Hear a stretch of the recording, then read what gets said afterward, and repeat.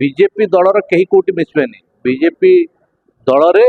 बरं बिजु जनता दलर आपण देखिले गत किछि दिन भितर दुई दुई जन राज्यसभा सांसद मान्यवर राज्यसभा सांसद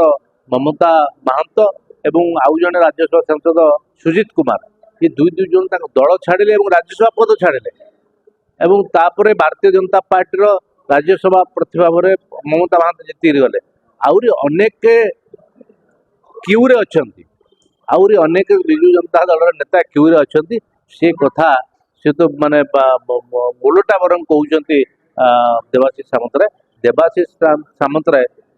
हुए तो निजे भी इच्छा करथाय परंतु भारतीय जनता पार्टी मिशिया गत निर्वाचन रे बिजु जनता दल को लोके प्रत्याख्यान कले जो भली भाव में ओडिया अस्मिता को नष्ट कले एवं जड़े अणु ओडिया ऑफिसर हाथ में शासन टेकी देते ये कथा को ओडिशावासी स्वागत कले ना एवं परवर्ती समय जो दुर्नीति भ्रष्टाचार एवं कला कारनामा माने भरी सरकार जो लोके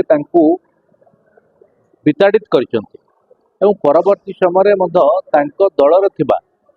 राज्यसभा सांसद ठू आरंभ करके दलर थिबा अन्य जो माने समर्थक थिले जो माने पंचायत सरपंच भी थिले जो माने ब्लॉक चेयरमैन भी थिले अनेक राजनैतिक नेतृत्व जो माने बिजु जनता दल को समर्थन करुले डरी मरिक समर्थन करुले एवं जोर जबरदस्ती समर्थन करते से माने समस्ते छाड़ी पलि आसनी भारतीय जनता पार्टी जोग देले ये जो दिबा स्वप्न देखुं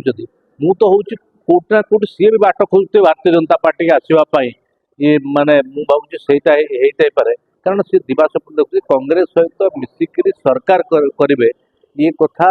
संपूर्ण भाव में दिबा स्वप्न ना तांको संख्या और कांग्रेस संख्या मिसिले भी सरकार हो पार ना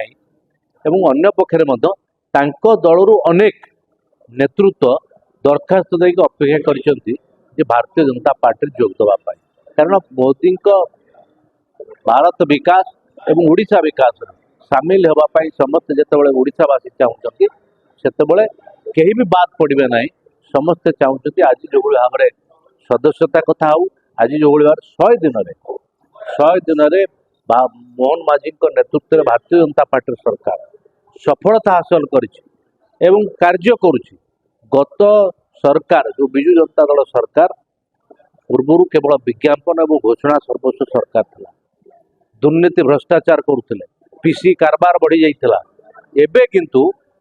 100 दिन सरकार मोहन माझी सरकार लोकंकर विश्वास भाजन होती लोकप्रियता हासिल करछि एवं साधारण लोकंक सरकार एवं साधारण लोकंक मुख्यमंत्री आज पालिटी मान्यवर मुख्यमंत्री मोहन माझी तो ये कथा को बिजु जनता दल सह्य कर पारने बाउड़ी चाउड़ी होउछि एवं विभ्रांतिकर कथा कहीकि निजे देवाशीष बाबू होतुबा तांकर अनेक नेता ये केवल खबर कागज गणमाध्यम निजुक रखा ये हूँ एक माने बाउड़ी चाउली विभ्रांतिकर तथ्य देकर निजे केवल आलोचना रही चाहिए नवीन बाबू 24 वर्ष धरिकी हाथ हल लोके विश्वास करते तापर देखिले जे नवीन बाबू हाथ हलु ना ये पांडियान हाथ हलुची ये नवीन बाबू हाथ नुहे जो नवीन बाबू विदा कर अल्प टिके तो नवीन बाबू हिंजिले पराजय होते नवीन बाबू दुईटी निर्वाचन मंडल छिड़ा होते